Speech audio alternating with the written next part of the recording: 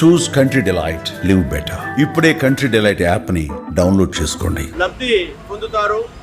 ఉద్యోగ అవకాశాలు ఉన్నవారు, ఎక్కడికైనా వెళ్ళి పనులు చేసుకునేవారు, చదువుకునేవారు, ఉపాధి రంగంలో ఉన్నవారు, అన్ని రకాల వారు కూడా రోజువారీగా బస్సులు ఉపయోగించుకునే వారందరూ కూడా విద్యార్థులకు కూడా ప్రధానంగా ఎంతో ఉపయోగపడుతుంది.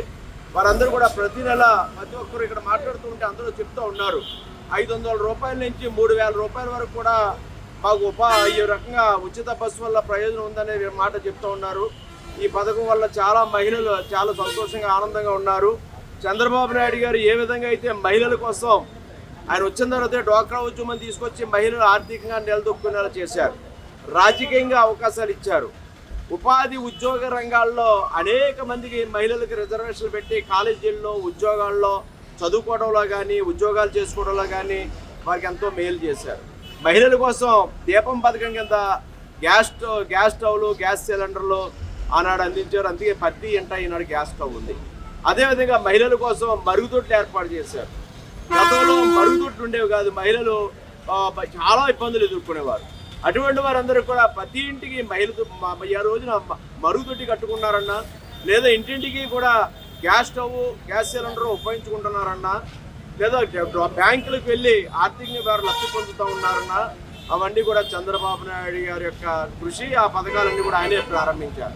మరలా ఈ రోజున ఉచితంగా 3 గ్యాస్ సిలిండర్లు మహిళల కోసం ఇస్తూ ఉన్నారు. అదేవిధంగా ఈనాడు మహిళల కోసం ఉచిత బస్సు పథకాన్ని ప్రవేశపెట్టారు. మహిళలు ఆర్థికంగా నిలదొక్కుకోవాలని. ఎందుకంటే పూజ్య బాబూజీ చెప్పేవారు, ఒక మహిళ అర్ధరాత్రి ఒంటరిగా తిరిగినాడే నా దేశానికి నిజమైన స్వాతంత్రం వచ్చినట్టు అని. ఈనాడు మహిళలందరూ కూడా ఆర్థికంగా అభివృద్ధి చెందినప్పుడు, అన్ని రంగాల్లోనూ ముందుకెళ్ళినప్పుడే ఈ యొక్క దేశం కానీ, రాష్ట్రం కానీ, గ్రామాలు కానీ అభివృద్ధి చెందినట్టుగా భావిస్తూ ఈ స్వాతంత్ర దినోత్సవ రోజున మహిళలకు స్వేచ్ఛగా ఉచిత ప్రయాణానికి అవకాశం కల్పించినటువంటి చంద్రబాబు నాయుడు గారికి, పవన్ కళ్యాణ్ గారికి, మోడీ గారికి మరొకసారి హృదయపూర్వకమైన కృతజ్ఞతలు తెలియజేసుకుంటూ, మా అక్క చెల్లెళ్ళు, మా ఆడపడుచులు అందరూ కూడా ఈనాడు ఎన్నో విషయాలు వారు మాట్లాడటం జరిగింది. వారికి ఆనందకరమైనటువంటి ఈ పథకాన్ని ప్రారంభించినందుకు ఈ కార్యక్రమంలో పాల్గొంచిన మా అక్క చెల్లెలందరికీ, మా ఆడపడుచులందరికీ కూడా హృదయపూర్వకమైనటువంటి నా యొక్క కృతజ్ఞతలు తెలియజేస్తూ ఉన్నాను.